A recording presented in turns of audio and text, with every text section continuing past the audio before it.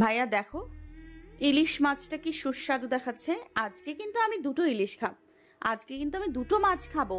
তুমি আমায় বেছে দিও, কেমন? পাশ থেকে কোনো প্রত্যুত্তর না আসায় শিকুচকে অরিন ঘাড় বাঁকিয়ে পাশে তাকাতে হতভম্ব হয়েছে মেয়েটা। হতভম্ব চোখে তাকিয়ে রইল পাশের চেয়ারে বসা রৌদ্রের পানে। অরিন খেয়াল করলো রৌদ্র কেমন তার দিকে শান্ত নিরেট দৃষ্টিতে তাকিয়ে আছে। অরিন তৎক্ষণাৎ সেখান থেকে দৃষ্টি সরিয়ে নেয়, আমতামতা করে বলেন, আসলে রোদ ভাই, আমি ভেবেছিলাম ভাইয়া হয়তো, তাই বলে ফেলেছি। প্লিজ কিছু মনে করবেন না। রৌদ্র কি বুঝলো কে জানে। সে মুচকে এসে প্লেটে ভাত নিয়ে নিল, হাত বাড়িয়ে অরিনের পাতো ভাত তুলে দিল। অরিন চুপচাপ সবটা দেখছে নির্বিকারে ভঙ্গিতে।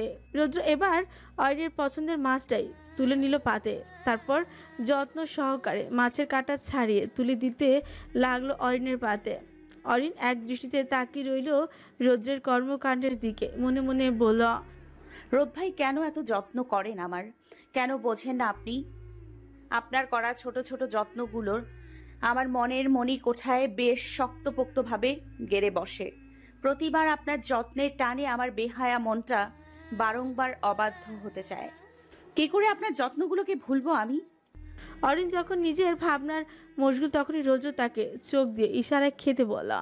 অরিনও দৃষ্টি সরিয়ে খেতে শুরু করে। তাদের দুজনের এইসব কর্মকাণ্ডগুলো এতক্ষণ এক মনে পর্যবেক্ষণ করে যাচ্ছিল কুহেলি। কেন যেন এই মুহূর্তে তার অরিনকে বেশি হিংসে হচ্ছে।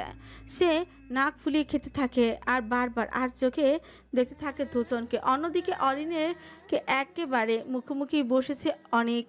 রৌদ্রকে অরিনের প্রতি যত্নশীল দেখে ছেলেটা মনে মনে বেশ খুশি হলো।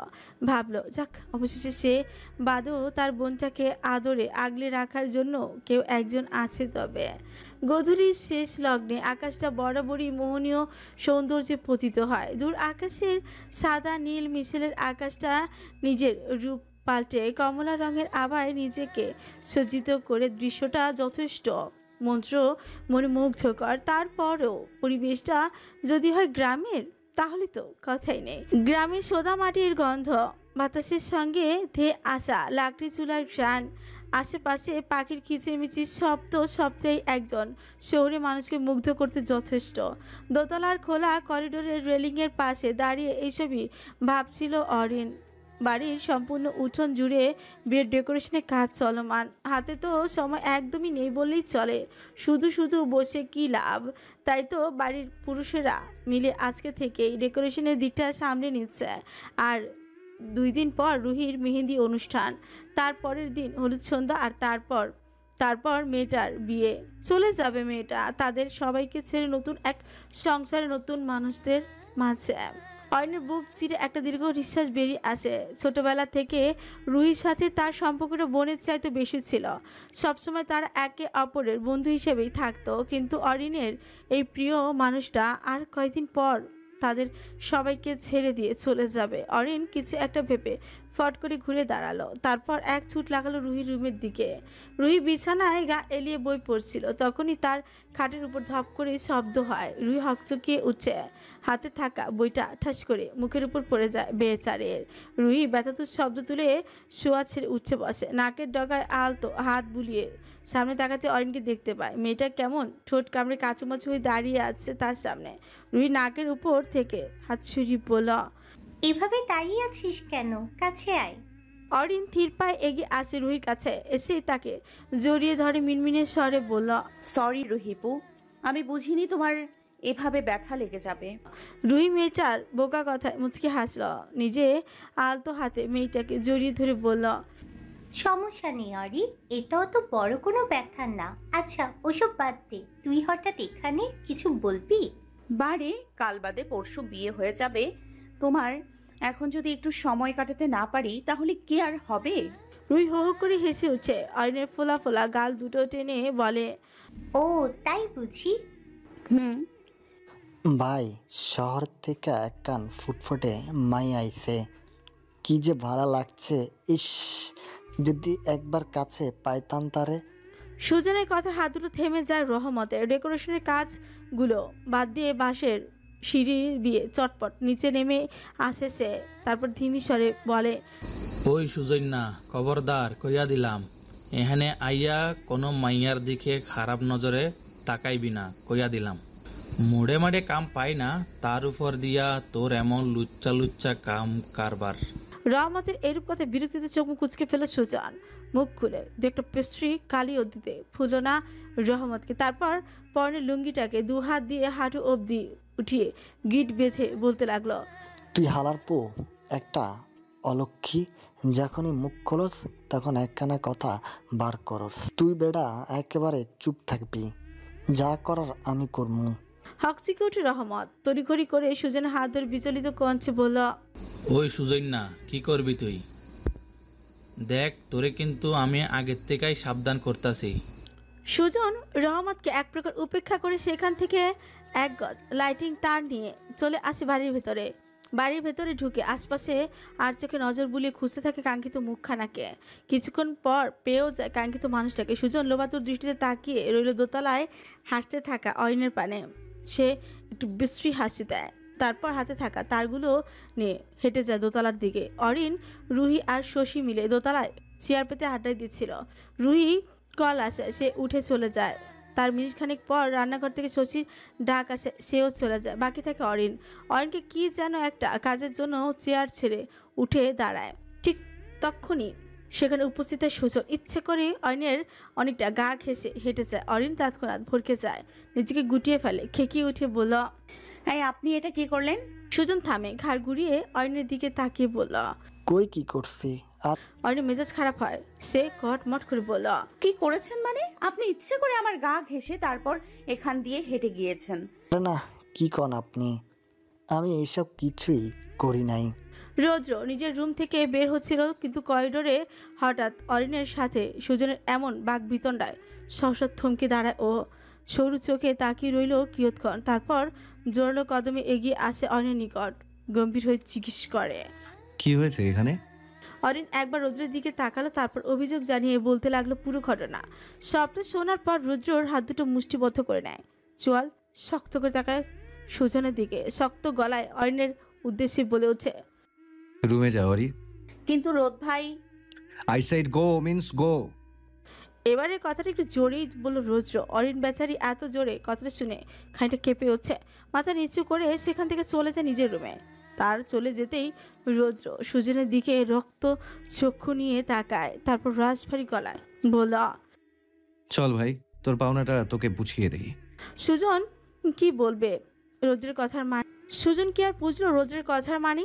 সে কেমন অবাক হয়ে তাকিয়ে রইল রৌদ্রের দিকে, হয়তো বুঝতে চেষ্টা করছে মানুষটার কথার গভীরতা। আপনি আমার কই নিতে আসেন? ছাড়েন আমার হাত, ছাড়েন কইতাছি। সুজনের একের পর এক হম্বিতম্বিতে ও কাজ হচ্ছে না কোনো। সামনের গুরুগম্ভীর মানুষটা তার এক হাত চেপে ধরে সজে টেনে নিয়ে যাচ্ছে কোথাও। মানুষটার দ্রুত হাঁটার গতিতে সমান তাল মেলাতে না পেরে দু একবার উপর হয়ে পড়তে গিয়ে কোনো রকমে বেঁচে গিয়েছে সুজন। সামনের মানুষটা তো শুধুমাত্র হাঁটছে না, রীতিমতো দৌড়াচ্ছে। বেচারার হাতটা এতটাই জোরে চেপে ধরেছে যেন এই বুঝি কবজি খুলেই পড়লো। সুজন কয়েক চেষ্টা চালায় হাত ছাড়াবার, কিন্তু না, লোকটা বোধ হয় নিজের সর্বশক্তি দিয়ে চেপেই ধরে রেখেছে হাতটা। সুজন এবার কিছুটা ভয় পেল। শুকনো ফাঁকা ঢোক গিলে যে না চেঁচাতে যাবে অমনি তার মুখে হাত দিয়ে চেপে ধরে রৌদ্র। সুজন গোঙাতে থাকে, রৌদ্রর আগুন চোখে তাকিয়ে আরও ভয় পেল ছেলেটা। রৌদ্র সুজনের মুখটা চেপে ধরে তাকে বাড়ির পেছনের দিকে নিয়ে যায়। বলা বাহুল্য, বাড়ির পেছনের দিকটা একটা জঙ্গলের মতন, উঁচু উঁচু গাছপালার উপস্থিতি। জঙ্গল যেন ভেতরের দিকে কিছু দেখতে পাওয়া বড় দায়। তার উপর এখন ভর সন্ধ্যা, একটু পরেই রাতের আধার নামবে। এমনিতেই দিনের বেলা এখানে কেউ তেমন একটা আসে না, সেখানে এই রাতের বেলা কেউ থোড়ে আসবে। তাই তো এই সুযোগটাই কাজে লাগালো রৌদ্র। জঙ্গলে প্রায় অনেকটা গভীরে গিয়ে থামলো রৌদ্র। সুজনের মুখটা এখনো চেপে রেখেছে ও রৌদ্র নিজের পকেট হাতে রুমালটা বের করে নেয়, তারপর রুমালটা চেপে ধরে সুজনের মুখে। সুজন গোঙাতে থাকে, হাত দিয়ে বাড়িয়ে চেষ্টা চালায় রুমালটা সরাতে, কিন্তু ও পারছে না ছেলেটা। রৌদ্র তাকে দিচ্ছে না রুমালটা সরাতে। রৌদ্র এবার অধৈর্য হয়ে পরপর সুজনের নাক বরাবর সজোরে কয়েকটা ঘুষি মেরে বসে। তৎক্ষণাৎ ছেলেটা ব্যথায় মাটিতে উবু হয়ে বসে গোঙাতে থাকে। রৌদ্র থামলো না, সে আশেপাশে ব্যস্ত চোখে পরক করে দূরে থাকা একটা শুকনো গাছের ডাল কুড়িয়ে বেধড়ক মারতে থাকে সুজনকে। সুজন ছটফটাতে থাকে মাটিতে শুয়ে, হাত দিয়ে বাধা দেওয়ার চেষ্টা চালায় অনবরত। রৌদ্র আবারও ফুঁসে ওঠে, সুজনের সামনে হাঁটু গেড়ে বসে এক টানে সুজনের গায়ের শার্টটি ছিঁড়ে ফেলে। তারপর কোনরূপ কাল বিলম্ব না করে সেই ছেঁড়া শার্ট দিয়ে সুজনের হাত দুটো শক্ত করে বেঁধেই দেয়। এর মধ্যে সুজন বাধা দিতে চাইলে আবারও মার খায় ছেলেটা। রৌদ্র নিজের কাজটা শেষ করে উঠে দাঁড়ায়, হাত বাড়িয়ে কাঠের টুকরোটিতে নিয়ে উল্টো পাল্টা দেখেই কটমট করে বলল কাঠের টুকরোটি নিয়ে উল্টো পাল্টে দেখে কটমট করে বলল আল্লাহ তোকে কত বড় কলিজা দিয়ে পাঠিয়েছে রে, ভাবা যায়? কত বড় কলিজার মালিক হলে ইফতেখার এহসান রৌদ্রের কলিজায় হাত দিতে গিয়েছিলি? সুজন হতভম্ব চোখে তাকিয়ে রইল রৌদ্রের পানে। এতক্ষণে সে এতটুকু তো বেশ বুঝতে পেরেছে যে রৌদ্র তাকে কেন মারছে, কিন্তু সে এটা বোঝেনি তাকে এতটা জঘন্যভাবে মারবে। রৌদ্র এক পলক তাকালে সুজনের দিকে, তারপর চোখের পলকের ব্যবধানে আবারও মারতে শুরু করে সুজনকে। সুজন নিজের সর্বস্ব দিয়ে গোঙাতেই থাকে, কিন্তু এই গহীন জঙ্গলে আদৌ কি কারো কানে যাবে সেই গোঙানির শব্দ? বেশ কিছুক্ষণ মারার পর রৌদ্র থামলো, সুজনের সামনে বসে ছেলেটার চুলগুলো মুঠোয় নিয়ে তত কিরমির করে বলতে লাগলো তোর ভাগ্য ভালো যে এটা গ্রাম, তা না হলে আজকে তোর দাফন করিয়ে ছাড়তাম আমি। সুজন পিটপিট করে তাকিয়ে রইল রৌদ্রের দিকে। শরীরের অসহ্য ব্যথায় তার অবস্থা এখন প্রায় মূর্ছা।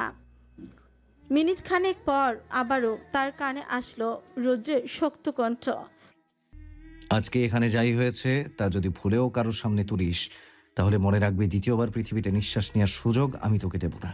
সুজন ভরকালো, ভীত নয়নে তাকিয়ে রইল রৌদ্রের শক্ত হয়ে আসা লম্বা চেয়ে মুখপানে।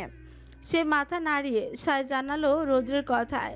তা দেখে রৌদ্র বাঁকা হাসলো, তারপর সটান হয়ে দাঁড়িয়ে হাতে থাকা কাঠের টুকরোটি দিয়ে সুজনের বেঁধে রাখা বাম হাতটা ইচ্ছে মতো মারতে লাগলো। সুজন আরেক দফা ছটফটি উঠলো, যেটা নাক মুখ ফেটে রক্ত বের হয়ে যাচ্ছে তাই অবস্থা। রৌদ্র তাকে মারতে মারতে ভিড় করে বলল, যে হাত আমার সানশাইনকে ছুঁয়েছে সে হাতকে আমি অক্ষত রাখি কি করে বলতো? ধরণীতে রাতের আধার নেমেছে, চারপাশে বাঁশ ঝাড় থেকে ধেয়ে আসছে নাম না যেন অসংখ্য পোকার জাক। রৌদ্র বাড়ির পাশের পুকুর থেকে যতটা সম্ভব হাত পা পরিষ্কার করে নেয়। হাতে পায়ে বিভিন্ন জায়গায় রক্তের ছিটাফোঁটা লেগে আছে, সেগুলো পরিষ্কার না করলে কি আর হয়। প্রায় মিনিট 5 পর রৌদ্র বাড়ির ভেতরে প্রবেশ করে। ঠিক তখনই তার সামনাসামনি হাজির হন কবির সাহেব। মানুষটার মুখভঙ্গি গম্ভীর। তিনি রুদ্রকে সৌর চোখে আপাতমস্তক দেখে নিয়ে বললেন, শরীর এমন ভেসে কেন তোমার? আর এতক্ষণই ছিলে বা কথায় তুমি? রৌদ্র প্রত্যুত্তরে কিছুক্ষণ মৌন রইল। খানিক পর মৌনতা ভেঙে বলল, গ্রামটা একটু ঘুরে দেখতে গিয়েছিলাম আব্বু, আর গরম লাগছিল তাই হাত মুখ ধুয়ে আসলাম। কবির সাহেব ছেলের কথা বিশ্বাস করলেন কিনা কে জানে। তিনি কেমন বাজ পাখি দৃষ্টিতে তাকিয়ে রইলেন রৌদ্রের দিকে। রৌদ্র হয়তো আজ করলো ব্যাপারটা, তাই সে আর কিছু না বলে সরে গেল সেইখান থেকে। কবির সাহেব এক দৃষ্টিতে তাকিয়ে রইলেন ছেলের যাওয়ার পথে। ঠিক তখনই তার বুক চিরে বেরিয়ে আসে এক অজানা কারণবশত দীর্ঘ নিঃশ্বাস। হ্যালো রুহি, কেমন আছো? এপাশ থেকে রেহানের কলটি রিসিভ করে মনে রইল রুহি। মেয়েটা রেগে আছে রেহানের উপর। কাল থেকে মানুষটা শুধু মেসেজে কথা বলে যাচ্ছে, পর্যন্ত একটা বারও কল করলো না অবধি। তাই তো সে কোনো কথাই বলবে না লোকটার সাথে। সে কথা না বলে থাকতে পারলেও কেন পারবে না? ওপাশ থেকে রেহান স্পষ্ট টের পাচ্ছে প্রিয়তমার অভিমান। সে ছোট কামড়ে মুচকি হাসল, গলা হালকা খাকারি দিয়ে বলল, আমার শ্যামবতীটা কি রাগ করেছে? তুই এখনো নিশ্চয় না আজকে আর কোনো মিঠা কথা বলবে না ও। নাকটা আরেকটু ফুলিয়ে বসে রইল চুপচাপ। ওপাশ থেকে রেহান আবারও বলল, জান জান কথা বলবা না? সরি তো শোনা। রুই এবার ফিক করে হেসে দেয় রেহানের অমন মিষ্টি কথায়। মেয়েটার রাগ বুঝেই ছুটে পালালো কোথাও। বরফের মতো রাগগুলো একেবারে গলে পারে। ওপাশ থেকে রেহান চুপচি করে শুনলো মেয়েটার হাসি, তারপর নিজেও একটা প্রশান্তের হাসি টেনে বলল, শ্যামবতী, তোমার জন্য একটা সারপ্রাইজ আছে। চট করে রুই সোজা হয়ে বসলো, অধীর হয়ে চিকিৎস করলো, কি সারপ্রাইজ? রেহান রহস্যময় হাসলো, আলতো কঞ্চে বলল, তোমার বাড়ির বাইরে সারপ্রাইজ পাঠিয়েছি তোমার জন্য, গিয়ে নিয়ে এসো। আর হ্যাঁ খবরদার, তুমি শুধুই যাবে। রুহি খানিকটা চিন্তিত হলো, বলল, রেহান এত রাতে? রেহান রুহির কথার মাঝপথে থামিয়ে নিজেই বলা শুরু করলো। জান, কিচ্ছু হবে না, তুমি জাস্ট যাবে আর নিয়ে আসবে। রেহানের এতবার করে বলায় রুহি হার মানল, রাজি হলো বাড়ির বাইরে যেতে। রেহানকে বলে ফোনটা কেটে দিয়ে চলে যায় বাড়ির বাইরের উদ্দেশ্যে। প্রায় মিনিট 5 পর গুটি গুটি পায়ে বাড়ির কেচি গেটের সামনে এসে থমকে যায় রুহি। সামনে অনেককে পায়তারা করতে দেখে হাসপাস করতে থাকে মির্জা। অনেক হাঁটতে হাঁটতে ঘাড় ঘুরিয়ে পাশে তাকাতে রুহিকে দেখতে পায়। রুহির দিকে তাকে মুচকি হেসে বলে হচ্ছে, যা, তোর সারপ্রাইজ বাইরে ওয়েট করছে, আমি এখানে দাঁড়াচ্ছি। রুহি অবাক হয়, অনেকেও তাহলে সারপ্রাইজের ব্যাপারে আগে থেকেই সবটা জানিয়েছে রেহান। রুহি হাঁপ ছেড়ে নিঃশ্বাস ফেলে, এখন আর বাইরে যেতে ভয় নেই তার। রুহি এগিয়ে যায় কেসি গেটের বাইরে। গ্রাম হাওয়া ইতিমধ্যে রাস্তাটা শুনশান হয়ে গেছে। রুহি আশেপাশে নজর ঘুরিয়ে কিছু দেখতে না পেয়ে চলে যেতে নেয়, ঠিক তখনই পেছন থেকে কেউ একজন তার চোখ আটকে যায়। রুহি হকচকে উঠছে, ব্যাকুল কঞ্চে বলে উঠছে, হ্যালো প্রিয় শ্রোতা বন্ধুরা, আপনারা শুনছেন পুতুল ডায়েরি প্রেজেন্টস ভালোবাসার সুন্দর সুন্দর গল্প। আমাদের কাজকে আরো সুন্দর করার জন্য আপনাদের উৎসাহ প্রয়োজন। আপনাদের উৎসাহ আমাদের অনুপ্রেরণা। ধন্যবাদ। কে কে আপনি? মানুষটা মুচকি হেসে রুহির কানের কাছে মুখ এনে ফিসফিসিয়ে বলে। তোমার পর মূর্তি জমে যায় রুহি কাপা কাপা গলায় বলল, রেহান? রেহান মুচকি হাসলো। রুহি চোখ ছেড়ে দিয়ে নিজের দিকে ফেরালো, তারপর এক দৃষ্টিতে তাকিয়ে রইল রুহির মুখপানে। অন্যদিকে রুহি এখনো হতভম্ব। মেয়েটার বুঝি কিছুতে বিশ্বাস হচ্ছে না রেহান তার সামনে। সে তার কাপা হাত রেহানের গালে রেখে বলল, এটা সত্যি আপনি? রেহান মৃদু হেসে রুহির হাতটা চেপে ধরে, অতঃপর নিজেদের মাঝে দ্রুত ঘুচিয়ে ঠোঁট ছুঁয়ে দেয় রুহির মসৃণ ললাটে। রুহি আবেশের চোখ বন্ধ করে নেয়। রেহান প্রায় অনেকটাই সময় নিয়ে ঠোঁট চড়ায়, রুহির দিকে তাকিয়ে মুচকি এসে বলে, এবার বিশ্বাস হলো? রুহি পরপর মাথা ছাকায়, ছলছল চোখ জোড়া রেহানের উপর নিবদ্ধ করে বলে, এত রাতে কি করে এলেন আপনি? রেহান ফুস করে নিঃশ্বাস ফেলে রুহির হাতটা টেনে নিজের বুকে চেপে ধরে বলে, নিজের বউকে দেখতে কি আর দিন অথবা রাত আছে ম্যাডাম? যখন মনে পড়ে তখনই দেখতে ইচ্ছে করে। ধরে নিন এখনো তাই হলো। রুহি ভেজা চোখে হাসল। রেহানের টানা চোখ দুটোয় তাকিয়ে রইল কিয়ৎক্ষণ, তারপর বলল, আপনি একটা পাগল রেহান। এত রাতে এত দূর আসা কিন্তু মোটেও ঠিক করেননি আপনি। রেহান ঠোঁট কামড়ে হাসে, চোখ ছোট ছোট করে বলে, আমি পাগলই তো, তোমার একান্ত পাগল। রুহি রেহানের এরূপ কথা খিলখিলি হেসে ওঠে। তার এমন প্রাণ কারা হাসির দিকে মোহবিষ্ট নয়নে তাকিয়ে রইল রেহান। রুহির হাসির মাঝে রেহান ঘোর লাগা কঞ্চে বলল, এভাবে হেসো না শ্যামবতী, আমার যে এখনো বিয়েই হয়নি। তোমার হাসি দেখলে যে নিজেকে সামলানো বেশ কঠিন। সহসে থমকে যায় রুহি। হাসি মুখটায় তৎক্ষণাৎ এসে ভিড় জমায় রাজ্যের সব লজ্জা। এদিকে রেহান সেদিকে তাকে আবারও বলতে লাগলো, উফ, এখন তো মনে হচ্ছে সত্যি আমি ভুল করে ফেললাম। রুহি অবাক হয়ে তাকিয়ে রেহানের দিকে, নয়নে তার একরাশ জিজ্ঞাসাবোধ। রেহান সবটা অবলোকন করে আরেকটু এগিয়ে আসে, রুহির গালে আলতো হাত ঠেকিয়ে বলে বসে, এভাবে কেন আমায় পাগল করো শ্যামবতী? তুমি কি জানো না, তোমার ওই লজ্জা রাঙা মুখ বারবার আমায় পাগল করে, বারবার কাছে ডাকে। কেন প্রতিবার আমায় এতটা অসহায় করে দাও শ্যামবতী? রুহির এমন কথায় লজ্জায় হাঁসফাঁস করতে থাকে, মাথা নিচু করে ফেলে সহসা। রেহান রুহির থুতনিতে আঙুল রেখে মাথাটা আবারও উপরে তুলে আবদার করে বসে এক ভিন্ন চাওয়ার। শ্যামবতী, একটা ছোট্ট চুমু খাই। রুহি লজ্জায় কুণ্ঠে যায়, চিবুক আবারও গলায় এসে ঠেকলো তার। রেহান সবটা দেখলো, মুচকি হেসে রুহির মুখের উপর আসা অবাধ্য চুলগুলো কানের পিছে গুজে দিল, তারপর চুপ করে একটা চুমু বসিয়ে দিল রুহির গালে। রুহি কিংকর্তব্য বিমুঠ হয়ে দাঁড়িয়ে রইল কয়েক সেকেন্ড, তারপর ঘটে যাওয়া ঘটনার সম্পূর্ণ বোধগম্য হতে লজ্জা হাসপাস করতে করতে রেহানের বুকে আশ্রে পড়ে মেয়েটা। বাহ, কি সুন্দর! লজ্জা নিবারণের জন্য বেশ জায়গায় লুকালো মেয়েটা। রিহান আলতো হাতে জড়িয়ে ধরে মির্জাকে, তারপর ফিসফিস করে বলতে থাকে, শ্যামবতী, তোমার প্রতিটি লজ্জা নিবারণে তুমি না হয় আমার এই বুকটায় ঠাঁই নিও। আমি দরকার হয় সারা জীবন তোমার লজ্জা ভাঙিয়ে যাব। অনেক হলো তোর? রৌদ্রটাকে পেছনে খুলে অনেক খেয়ে করে হেসে দিয়ে বলল। সেটা আমায় জিজ্ঞেস না করে তোমার ভগ্নিপতিকে জিজ্ঞেস করো না। রোজ বিরক্ত হলো, হৃদয় কুচকে এগিয়ে এসে গেটের সামনে আশেপাশে তাকাতে গিয়েও দোনমনো করতে থাকে ছেলেটা। শত হলো ছোট বোন তো, তার অমন প্রাইভেসির সময় বড় ভাই হয়ে কীভাবে হস্তক্ষেপ করবে বলুন তো। রুদ্র পাশে না থাকে, গলা খাকারি দিয়ে উঠে সঙ্গে সঙ্গে একে অপরকে ছেড়ে দাঁড়ায় রুদ্র আর রেহান, রুহি আর রেহান। বেচারি রুহির তো লজ্জায় মাথা কাটা যাওয়ার মতো অবস্থা। সে মাথা নিচু করে হাঁসফাঁস করতে থাকে, তখনই তার কর্ণগোচর হয় রুদ্রের ভরাট কঞ্চ। রুমে যা বুড়ি। ভাইয়ের কথা তড়ি করে মাথা ছাকিয়ে জায়গা ত্যাগ করে রুহি তার চলে যেতেই রৌদ্র এগিয়ে যায় রেহানের কাছে। প্রথমেই কোনো কথা না বলে হালকা করে ঘুষি মেরে বসে রেহানের পেট বরাবর। রেহান চোখ মুখ কোচকে পেটে হাত দিয়ে উবু হয়ে দাঁড়ায়। তখনই রৌদ্র গলায় ছ চেনে পড়ল, আর কটা দিন বাদেই তো বিয়ে হচ্ছে, এতটুকু সময় কি ধৈর্য ধরে রাখতে পারতিস না?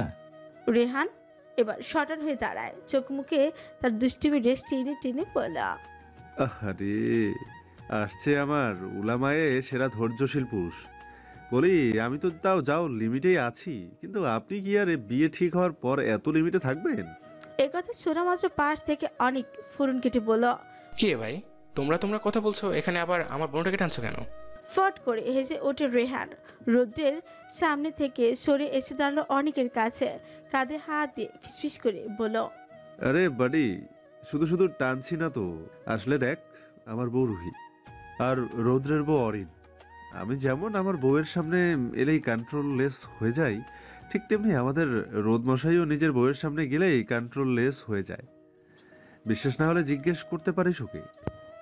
অনেক ক্ষুদ্র চোখে তাকালো রৌদ্রের দিকে, সেদিকে এক পলক আর চোখে তাকিয়ে আবারও দৃষ্টি সরিয়ে ফেলল রৌদ্র। এদের এমন চোখাচোখিতে বিটবিটিয়ে হাসে রেহান, মনে মনে বলল, আমার জব্দ করতে এসে নিজে আচ্ছা জব্দ হয়েছে সম্বন্ধী সাহেব, এবার চালা সামলাও। রৌদ্র ফুস করে নিঃশ্বাস ফেলে রেহানের উদ্দেশ্যে বলল, বিয়ের আগে আর আসবি না তুই। মূর্তি কাঁদো কাঁদো গলায় রেহান বলল, এই তুই এত স্বার্থপর কেন রে? আমার বউয়ের কাছে আমি আসলে তোর এত জ্বলে কেন? এই অনিক, তুই কিছু বল এই একপাক্ষিক সিদ্ধান্তের বিরুদ্ধে। অনেক ফরকে যায় রেহানের কথায়। রেহানের দিকে তাকাতেই দেখে ছেলেটা কেমন অনুনয়ের চোখে তাকে আছে তার পানে। অনেক তখন আমতামতা করে বলল, রোদ ভাই, মানুষটা তো বেশি কিছু না, একটু দেখাই করবে, এতে আর এত দোষের কি বলো? নিজের বেলায়ও এই কথাটা মাথায় রাখিস। অনেক এবার ফুস করে নিঃশ্বাস ফেলে বলল, কথায় কথায় আমার বোনটাকে কেন টানো তোমরা? ধ্যাট। কথাটা বলে আর এক মুহূর্ত দাঁড়ালো না। অনেক গট পায়ে এগিয়ে গেল বাড়ির ভেতর। সেদিকে তাকে রৌদ্র ও রেহান মিটমিটে হাসছে। রেহান হাসতে হাসতে রৌদ্রের কাছে এসে বলল, যাই হোক, আসছি আমি, ভালো থাকিস। একা যেতে পারবি? হোটেল তো আর মেইন রোড থেকে বেশি দূরে না। আঙ্কেল আন্টি কবে আসবে? চলে আসবে আর 2 দিনের মধ্যে। আচ্ছা। কথাটা শেষ করে হাঁটা শুরু করলো রেহান। তখনই রৌদ্রকে নিজের সাথে হাঁটতে দেখে মুচকি হাসলো ছেলেটা। সে বেশ ভালো করে জানে, উপরে উপরে যতই কঠোর ভাব রাখুক না কেন, ভেতর থেকে মানুষটা খুব ভালো। রৌদ্র রেহানকে তার গাড়ি অবধি পৌঁছে দেয়, তারপর যতক্ষণ পর্যন্ত গাড়িটি চক্ষু গোচর হয় ততক্ষণ পর্যন্ত দাঁড়িয়ে থাকে আজপাকা সড়কটিতে। পরদিন সকালবেলা, এই ছোট, তুই একটু খাবারের ট্রেগুলো রান্নাঘর থেকে নিয়ে যা তো। মাইমুনা বেগমের কথায় মাথা কাত করে কাজে লেগে পড়ে রাইসা বেগম। দুই যা মিলে আজকে ভোর থেকে রান্না ঘরে আমিনা বেগমের সাথে হাতে হাত মিলিয়ে কাজ করছে। বিয়ে বাড়ি এসে শুধু শুধু মেহমানের মতো বসে থাকলে কি আর হবে? এই দুই যা মিলে যেখানে রান্নাবান্না সামলাচ্ছে, সেখানে বাড়ির বড় দুই বধূ মিলে পুরো বাড়ি পরিষ্কার পরিচ্ছন্ন করতে ব্যস্ত। কাজের জন্য বরাদ্দকৃত 2জন মহিলার সাথে তারাও সমান তালে হাতে হাত মিলিয়ে কাজ করে যাচ্ছে, কেননা হাতে যে সময় একেবারে নেই বললেই চলে। বাড়ির মস্ত বড় উঠোন জুড়ে পুরো দমে ডেকোরেশনের কাজ চলছে। রৌদ্র, অরিক আর তশরিক সাহেব এই নিয়ে ব্যস্ত সে সকাল থেকে। কবির সাহেব, সাব্বির সাহেব আর তায়েফ সাহেব মিলে অনুষ্ঠানে যাবতীয় লিস্ট সাজাচ্ছেন। কাকে দাওয়াত দিবে, কতজনকে দিবে, এই নিয়ে সকল আলোচনা করছেন আবুল চাচার সাথে। বৃদ্ধ আবুল চাচা প্রথম বেশ চমকে ওঠেন, কারণ তিনি এবারে সামান্য একজন কেয়ারটেকার, আর তার মতামতই কেন এরা এত সুন্দর করে নিচ্ছে এইটুকু কারণে কি যথেষ্ট নয় চমকানোর জন্য? প্রায় আধ ঘন্টা পর বাড়ির সম্মুখে গেট দিয়ে একটি কালো রঙের গাড়ি সামান্য হর্ন বাজিয়ে সগর্বে প্রবেশ করে। সকলে নিজেদের হাতের কাজ রেখে এক পলক তাকিয়ে এগিয়ে আসে ধীরে ধীরে। রুদ্ররাও চলে আসে গাড়ির নিকট। তখনই গাড়ি থেকে বের হয় মেহরিন বেগম আর তার স্বামী রিমঝিম আর রাতুল তো গাড়ি থেকে বের হয়ে অনিকের কোমর জড়িয়ে ধরে। উচ্চতায় ছেলে মেয়েগুলো ছোট কিনা অনিকও হেসে ওদের জড়িয়ে ধরে চিকিৎস করে। কেমন আছো তোমরা? দুজনে একসাথে জবাব দেয়। ভালো, এখন তোমাদের দেখে আরো ভালো আছি। ওদের এমন পাকা কথা শুনে সকলে একসঙ্গে হেসে হচ্ছে। কবির সাহেব মেহরিন বেগম ও তার স্বামীর সাথে কুশলাদি বিনিময় করে বাড়ির ভেতরে নিয়ে যান। অন্যদিকে গাড়ির শব্দ পেয়ে জুবাইদা বেগম ও রাফিয়া বেগম এগিয়ে আসেন নিজেদের কাজ ছেড়ে। মেহরিন বেগম ভাবিদের পেয়ে একেবারে জড়িয়ে ধরেন। জুবাইদা বেগম হেসে ওঠেন ননদের এমন কাণ্ড কারখানায়। মেহরিন বেগমের মাথায় হাত বুলিয়ে প্রশ্ন করেন, গতকাল রাতে আসার কথা বলে আজকে সকালে এলে যে? মেহরিন বেগম রাফিয়া বেগমের বুক হতে মাথা উঠায় বড় ভাবির প্রশ্নের জবাবে আহ্লাদি হয়ে টেনে বলে, আর বলো না, গতকাল বিকেলেই রওনা দেওয়ার কথা ছিল, কিন্তু হুট করে রাতুলের বাবার একটা কাজ পড়ে যাওয়ায় আর রওনা দেওয়া হলো না। বাবা, মেহু তো দেখছি আমাদের ভুলেই গেল। পেছন থেকে মাইমুনা বেগমের টিটপুনিতে ঘাড় বাঁকিয়ে তাকালেন মেহরিন বেগম। মুখে আলতো হাসি টেনে এগিয়ে গেল তার দিকে। দু হাত দিয়ে মাইমুনা বেগমকে জড়িয়ে ধরে বলতে লাগলেন, তোমাদের কি আর অত সহজে ভোলা যায় বলো তো? মাইমুনা বেগম হেসে ফেলেন মেহরিন বেগমকে বুক থেকে ছাড়িয়ে বললেন, থাক, হার বলতে হবে না বোন, আগে বল, হাসতে কোনো অসুবিধা হয়নি তো? মেহরিন বেগম ঘাড় নাড়লেন, আশেপাশে নজর বুলিয়ে বললেন, ছোট ভাবি কোথায়? তখনই পেছন থেকে কেউ একজন জড়িয়ে ধরলেন তাকে। মেহরিন বেগম বেশ বুঝলেন এটা কে। তিনি আলতো হাতে নিজেকে ছাড়িয়ে পেছনে ফেলেন। সামনে দাঁড়িয়ে থাকা রুহিকে দেখে বুকে জড়িয়ে ধরলেন সযত্নে।